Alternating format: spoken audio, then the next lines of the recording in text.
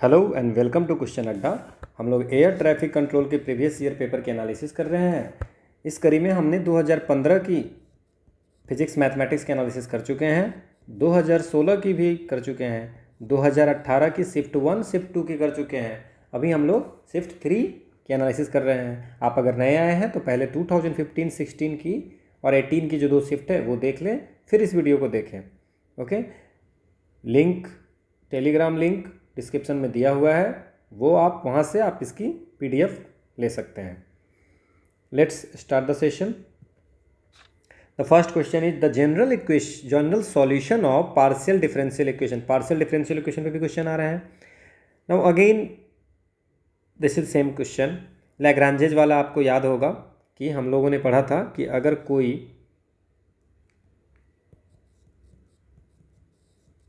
लैग्रांजेज equation पढ़ा था, तो इसकी जो ऑक्सिलरी इक्वेशन होती है वो क्या होती है? dx by p, d Y by q और डी जेड बाई आर। अब आप देख सकते हो इसमें ये d Z by d x is nothing but the p और d Z by d y is nothing but the q. So p की वैल्यू यहाँ पे क्या हो गया? Y square. क्यू की वैल्यू क्या हो गई? Minus x y. और आर की वैल्यू क्या हो गया? X z minus 2y। Now अगर इसको लिखें तो क्या लिखेंगे? D X by Y square is equal to D Y by minus x Y is equal to D Z by X into Z minus 2y। Now अगर इस दोनों को हम सॉल्व करें तो क्या होता है? सो माइनस, अच्छा, एक y से y कैंसिल हो जाएगा। So minus X D x is equal to Y D Y. So can I write X square by 2 plus Y square by 2, minus इधर चला जाएगा, is equal to some constant. Now can I write X square plus Y square is equal to constant, कोई भी constant होगा। Okay, सो अगर हम question देखें तो हम लोग सिर्फ एक दोनों वैल्यू निकालने से हमारा आंसर निकल जाएगा, क्योंकि X square plus Y square constant सिर्फ एक ही में है। तो आप एग्जामिनेशन में तो सीधे आप इसको टिक लगा देंगे, बट इसको सॉल्व कैसे करेंगे? अब फिर इस दोनों को इक्वेट करेंगे। तो इस दोनों को इक्वेट करेंगे तो क्या हो जाएगा? D Y by minus x Y is equal to D Z by x z minus 2y। तो एक्स एक्स कैंसिल हो जाएगा। So d Y by minus y is equal to D Z by z minus 2y। Now इसको अगर हम cross multiplication करेंगे, ठीक है, तो क्या होगा? तो क्रॉस मल्टीप्लिकेशन करके अगर इसको हम लोग सॉल्व करेंगे तो ये हो जाएगा Y square minus Y Z is equal to constant. आप ये कर लेना, आपका आंसर दिस। इस टाइप के क्वेश्चन हमने बहुत किए हैं। Next question, the equation this is classified as, इसको क्या बोलेंगे? अब ये हमने पढ़ा था, क्या पढ़ाई की थी हमने? कि ए, हमने पढ़ा था कि a del square u by del x square plus b del square u by del x del y plus c del square u by del y square plus function of x y u del u by del x plus del u by del y, sorry plus नहीं, comma में, del u by del y अगर कोई ऐसा function होता है, function of x Y. तो इस तरह की अगर फंक्शन होती है तो आप देख लो, del square by z, z ये इस टाइप की है, तो हम लोग निकालते हैं बी स्क्वायर माइनस 4ac की वैल्यू निकालते हैं। और हमने पढ़ा था कि जीरो होगा तो पैराबोला हो गया, और अगर हम लोग B square minus 4ac greater than zero होगा तो हाइपरबोला, और B square minus 4ac less than zero होगा तो एलिप्टिक। ओके, ना इसमें वैल्यू निकालनी है तो हम इसको सॉल्व करते हैं। सो अगर हम, और हाँ, ए जो है वो एक्स वाई का फंक्शन है, बी भी एक्स वाई का फंक्शन है, और सी भी एक्स वाई का फंक्शन है।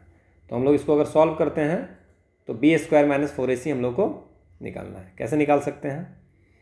What is the value of A? A is equal to X Y, B is equal to X square minus Y square. So can I write minus x square minus Y square, और C की value minus x Y, ये value है। Now इसकी value अगर हम निकालते हैं B square, so क्या करेंगे, minus of X square minus Y square का स्क्वायर करेंगे, -4 into x Y into minus x Y. Now C, अगर हम इसको सॉल्व करते हैं तो क्या हो जाएगा, माइनस तो ये X to the power 4 plus Y to the power 4 minus 2x square Y square, और माइनस माइनस ये प्लस हो गया 4x square Y square. Okay, so can I write x4 plus Y to the power 4 और 4 minus 2x square Y square.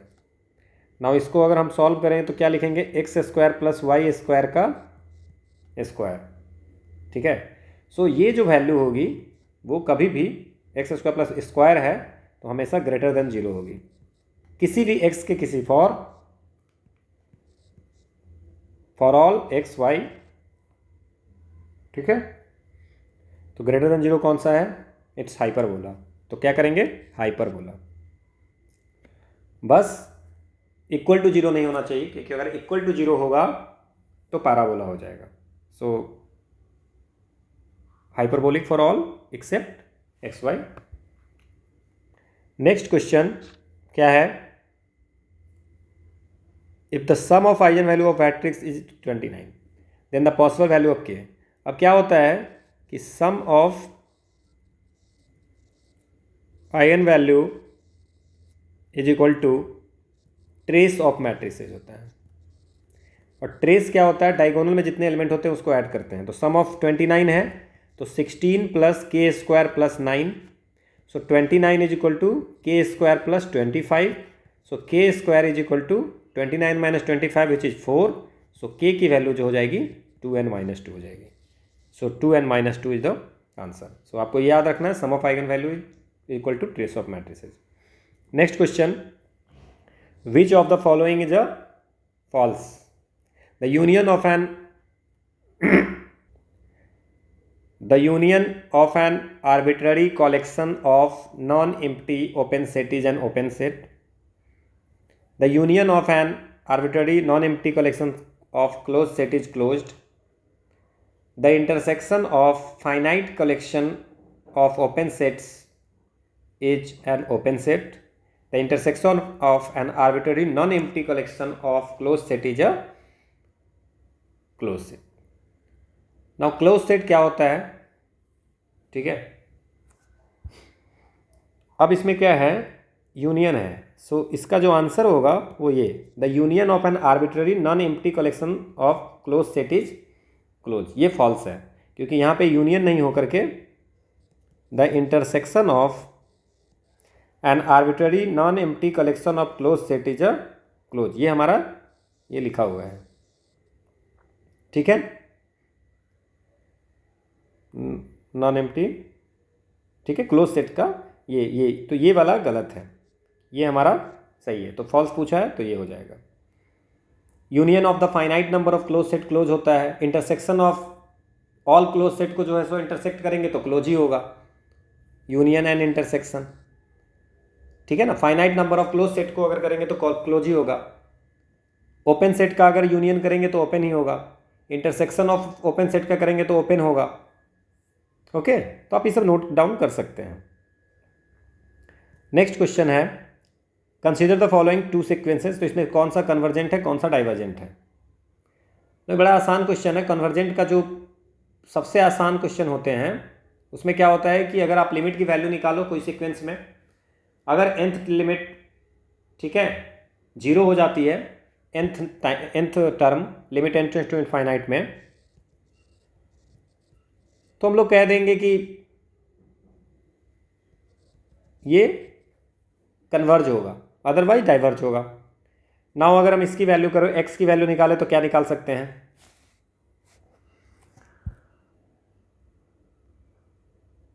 यहाँ n की value क्या हो जाएगी, it's -1 to the power n। So limit n tends to infinite -1 to the power infinite which is not equal to 0, so x is a divergent. Okay, now y की value अगर हम करते हैं तो इसमें क्या लिखेंगे, a to the power n। तो yn यहाँ पे ऐसा लिख सकते हैं कि yn is equal to n if n is equal to odd, और yn is equal to 1/n if n is equal to even. So even terms में क्या होगा, 1/n जो है वो n टेंस टू अगर जीरो करें, n टेंस टू अगर इनफाइनाइट करें तो ये क्या हो जाएगा, 1/n टेंस टू जीरो हो जाएगा। तो 1/n टेंस टू जीरो हो जाएगा तो इसको हम लोग बोलेंगे कन्वर्जेंट। ठीक है, लेकिन ये n वाला जो है और टर्म के लिए सीक्वेंस जो है वो डाइवर्जेंट हो जाएगा क्योंकि वैल्यू जीरो नहीं आएगी। तो अब इसमें क्या हो जाएगा, yn में तो कन्वर्जेंट डाइवर्जेंट की प्रॉब्लम आ गई। सो x और y हम लोग क्या बोल सकते हैं, क्या हो गया, ये जीरो नहीं है तो ये डाइवर्जेंट हो गया। और इसमें हम लोग ये नहीं कह सकते हैं कि y कन्वर्जेंट है। तो अगर दोनों, ये तो हम लोग अलग अलग करके देखे हैं ना, लेकिन अगर हम लोग एक जगह करेंगे तो हम लोग कुछ ऐसा बोल नहीं सकते, तो ये भी डाइवर्जेंट ही बोलेंगे। So both x and y are divergent. Now consider two function y1x is equal to x and y2x is mod x. Then the both function are linearly dependent on the real line. y1x is linearly dependent but y2x is linearly dependent. Both function are linearly independent. इस question को हम लोग कैसे solve करते हैं। सो mod x को हम लोग क्या लिख सकते हैं, it's x if x greater than 0 और minus x if x less than 0। Okay, कोई भी फंक्शन अगर लीनियरली डिपेंडेंट होगा, अगर जैसे कि अगर दो फंक्शन है f1x f2x, दो फंक्शन है, ठीक है, तो लीनियरली इंडिपेंडेंट होगा अगर c1 f1x plus c2 f2x। ठीक है, तो इसको अगर ये जीरो हो जाएगा तो हम लोग बोलेंगे कि लीनियरली डिपेंडेंट है, अदरवाइज हम लोग बोलेंगे लीनियरली इंडिपेंडेंट। ठीक है, ओके। नाउ इस क्वेश्चन को हम लोग कैसे सॉल्व करेंगे।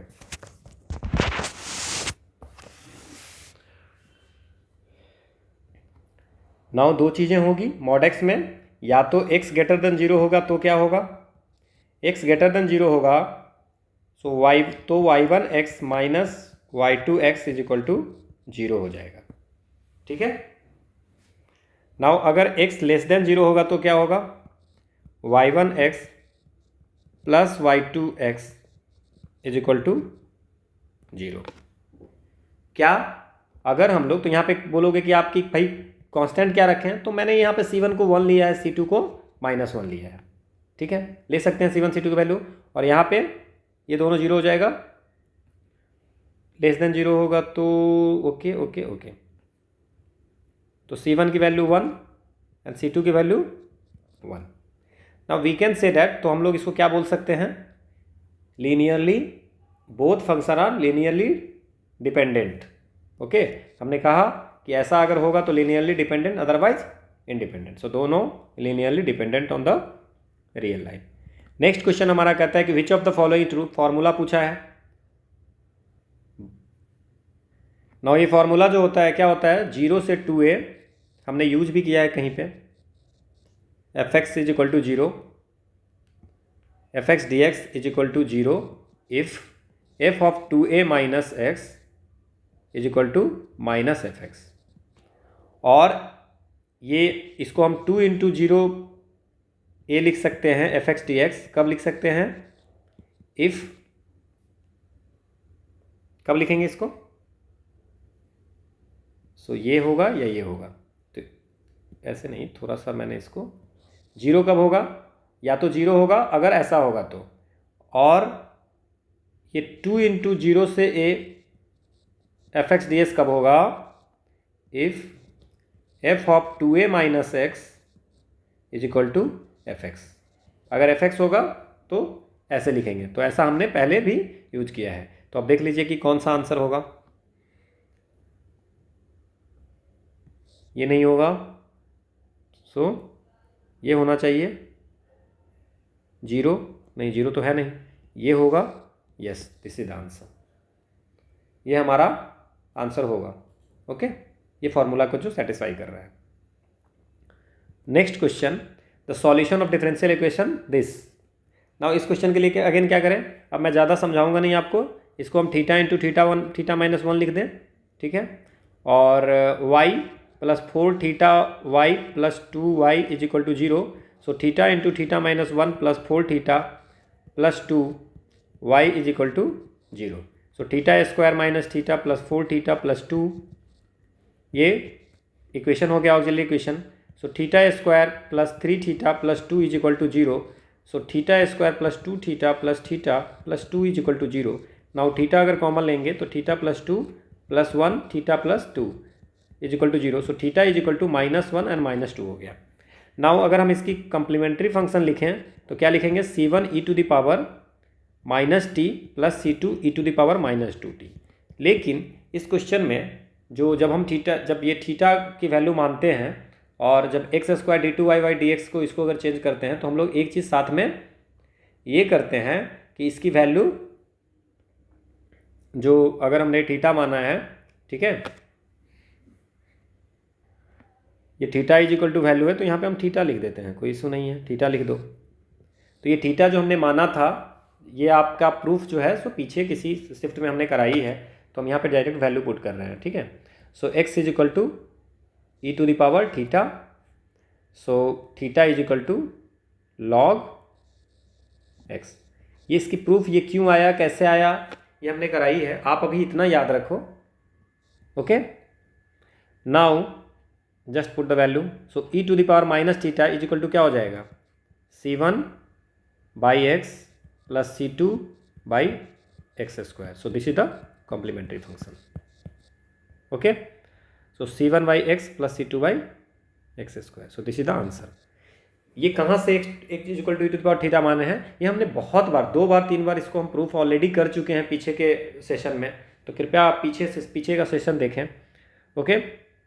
अदरवाइज याद रखें आप, ठीक है, कि x square d two by d x को हम थीटा इंटू थीटा माइनस 1 रखते हैं, x divide by d x को थीटा रखते हैं, ऐसा आप याद रखिए, और एक्स का is equal to e to the power theta रखते हैं। नेक्स्ट क्वेश्चन है हमारा, the interval of convergence of the series. ये सीरीज कहाँ पे कन्वर्ज कर रही है, बहुत ही आसान क्वेश्चन है। Now what is u n या ए एन, कुछ भी बोलो, यू एन क्या होगा एंड यू एन प्लस 1 क्या होगा। तो हम रेशियो टेस्ट कर लेते हैं इसका। तो रेशियो टेस्ट अगर हम इसका करते हैं, so limit n tends to infinite, okay.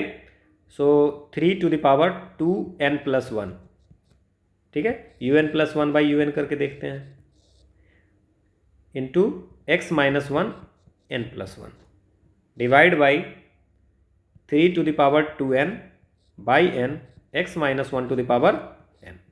Now अगर इसकी वैल्यू निकालें तो क्या निकाल सकते हैं हम लोग, 3 स्क्वायर,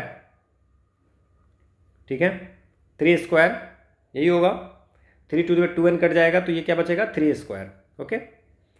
और अच्छा n नीचे भी होगा, यहाँ पे n प्लस 1 होगा, ओके। नाउ एक बच जाएगा, ये n ऊपर चला जाएगा तो n into n by n plus 1, और एक क्या बच जाएगा, x माइनस 1, ये हमारा बच रहा है। नाउ अगर हम इसको सॉल्व करें तो क्या हो जाएगा, 9x माइनस 1, अगेन यहाँ पे भी लिमिट लगा के चलो आप, limit n tends to infinite. आप कॉन्सेप्ट समझने पे ध्यान दो, प्रोसीड्योर आप थोड़ा बहुत इधर उधर कर सकते हो, n into n minus n plus 1। Now अगर हम n इंटू एन प्लस 1 को करें तो n को कॉमन ले सकते हैं, हम यहीं पे ले लेते हैं, n by n into 1 plus 1 by n। So n cancel हो गया, 1 बाई इनफाइनाइट 0 हो जाएगा, तो ये वैल्यू 1 हो जाएगी। सो अब हमारा बचा limit n tends to infinite 9x minus 1, ये वैल्यू बचा, ओके। नाउ हमारा ये कह रहा है कि ये कन्वर्जेंट है, तो रेशियो टेस्ट में अगर कन्वर्जेंट होता है तो इसकी वैल्यू लेस देन 1 होती है। नाउ अगर हम 9 मॉड x माइनस 1 को लेस देन 1 है तो इसको अगर हम ब्रेक करेंगे तो ये ऐसा होता है, -1 से 9 इंटू एक्स माइनस 1 तक जाएगा। Now can I right -1 9x minus 9 less than 1। सो ये क्या हो जाएगा इधर, या ऐसा भी हम कर सकते हैं, आप जैसा करना चाहते हो, बाई 9 पहले ही कर देंगे, ओके। सो मैं यहाँ पे इस 9 को प्लस 9 करते हैं, तो 9 माइनस 1 इट्स 8, 9x, और ये 9 10। सो 8 बाई 9 x से 10 बाई 9 पे, तो यहाँ तक ये इस x का रीजन, ये रेंज ये होगा, तो हमारा ये कन्वर्जेंट होगा। ओके, होप आपको ये समझ में आया होगा। ठीक है, और लेस देन इक्वल टू 1 पे होता है। ओके,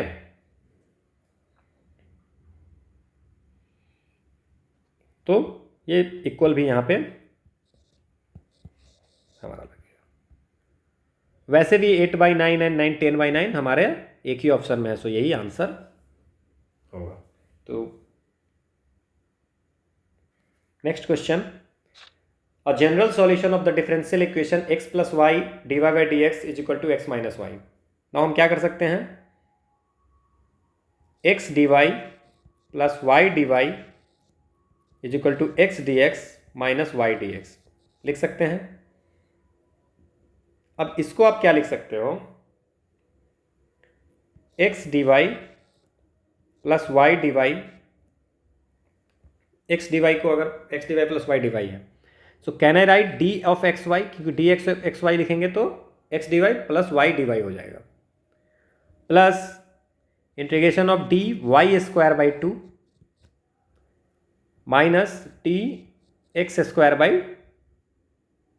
2 = 0। इस सबको इधर हमने ले आया। Now what we can do here, क्या कर सकते हैं, so it's xy + y² / 2 minus x² / 2 = some constant, so x² - 2xy, ये 2 से 2 इधर चला जाएगा, minus y² = c constant, x² - 2xy - y²। So this is the answer. Next question है, which of the following statement is true. Now he is asking कि √x² - a² या √a² - x² या √a² + x² या √x²- ये दोनों तो same ही है, तो तीनों ये फार्मूला है, आपको इसको फार्मूला के रूप में याद रखना पड़ेगा। तो इसको हम लोग फार्मूला के रूप में याद रखेंगे। नाउ हमने ये पूरी फार्मूला की लिस्ट दे दी है जो आपको याद रखना है। dx/√x², हमसे जो पूछा है √x² - a² का, तो आप देख लो ऐसा है, ये देखो इसको मिलाओ, इट्स x/2 √, नहीं है ये, तो ये गया। अब कौन है √x में, ये है x/2 x² - a², -a² / 2 है, माइनस है, ये भी गया। नाउ a² - x² का देख लो आप, a² - x² का कहीं दिख रहा है, यस, a² - x²,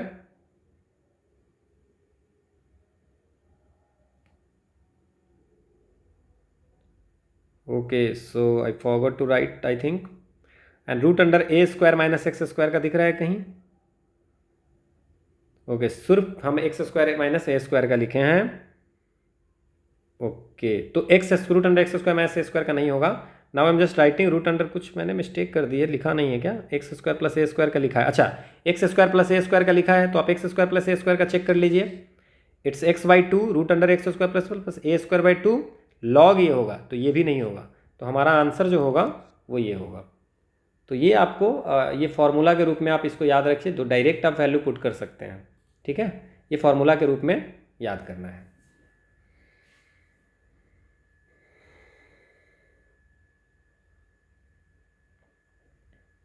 ये भी नहीं होगा क्या, let me check once again, so √x² - a² क्या हो जाएगा, it's x into √x² + a² / 2, इसमें से कोई भी सही नहीं है, कोई भी सही नहीं है इसमें का, x² - a² तो सही है ही नहीं, ये होगा ही नहीं, ये तीनों होगा नहीं। √a² - x² का late me check, √a² - x² में भी यहाँ पे x होता है, x into √a² - x² / 2 plus a² / 2 sine inverse x by a plus c, तो ये होता है, तो ये भी नहीं है।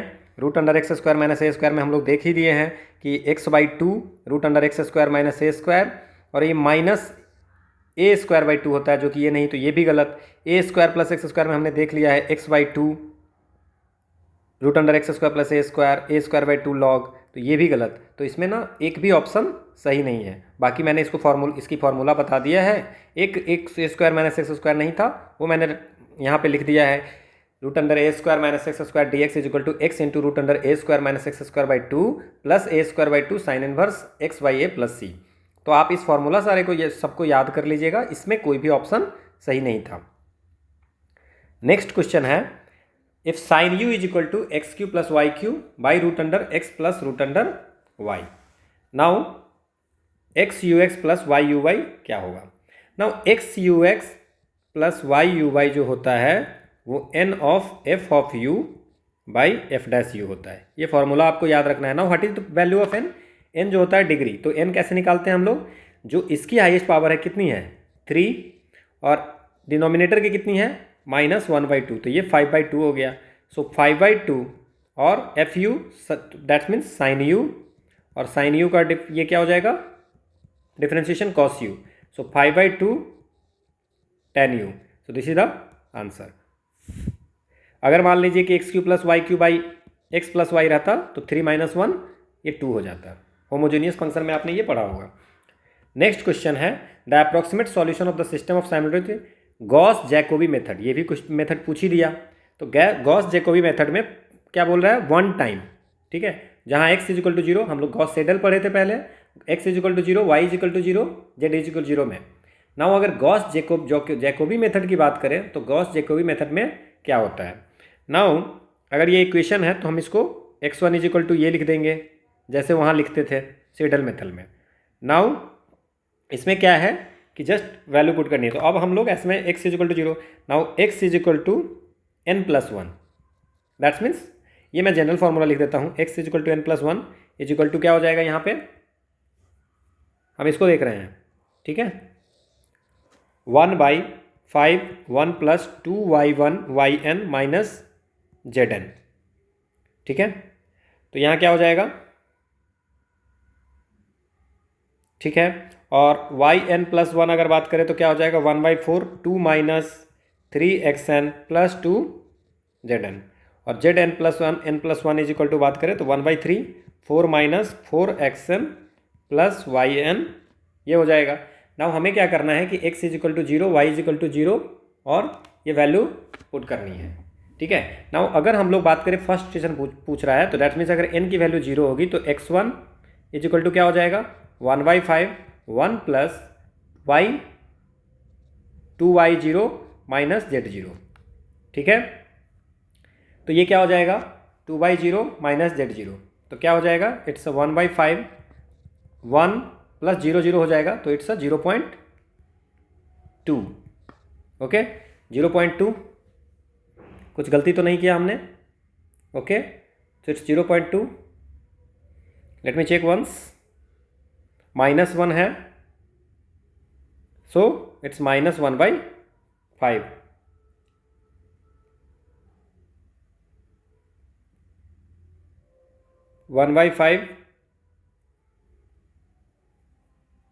नो यहाँ -1 नहीं होगा, ये -1 यहाँ होगा, तो ये क्या हो जाएगा -0.2। नाउ -0.2 सिर्फ एक ही में है तो हम लोग तो ये आंसर लिख देंगे।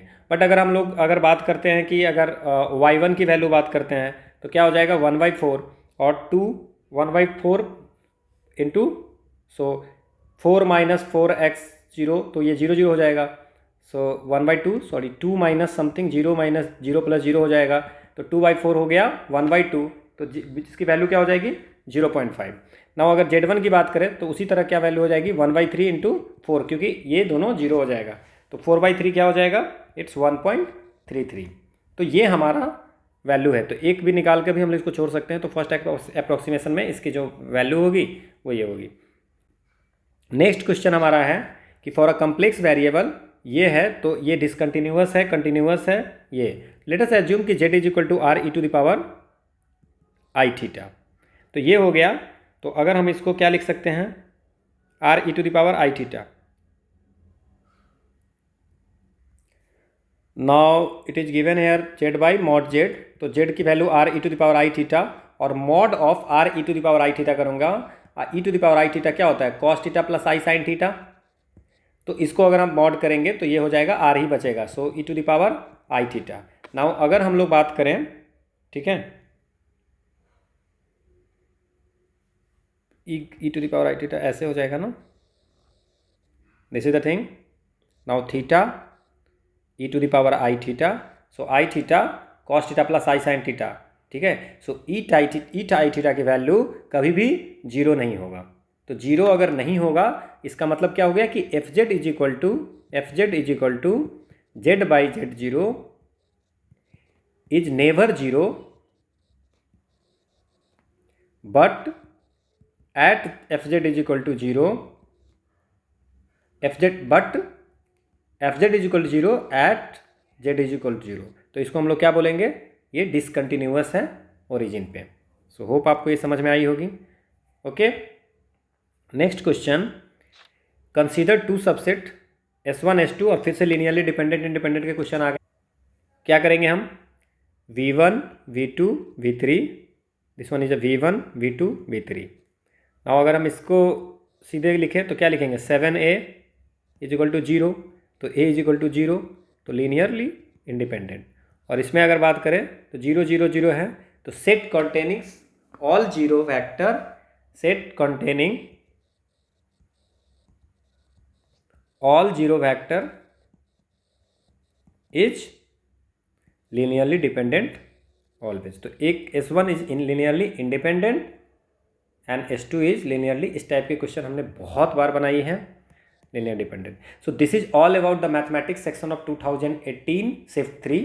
हमने 2018 shift 3 के 2018 के इवन शिफ्ट 1 शिफ्ट 2 पहले हमने कर लिए थे. अब शिफ्ट 3 के भी मैथमेटिक्स हो गई. अब हमें 2018 के शिफ्ट 3 के सिर्फ और सिर्फ फिजिक्स पार्ट बचे हुए हैं. देन विल स्टार्ट 2021 का हम लोग स्टार्ट करेंगे. So thank you for PDF. Telegram link दी हुई है डिस्क्रिप्शन में, वो आप ज्वाइन कर सकते हैं. सो थैंक यू फॉर वॉचिंग.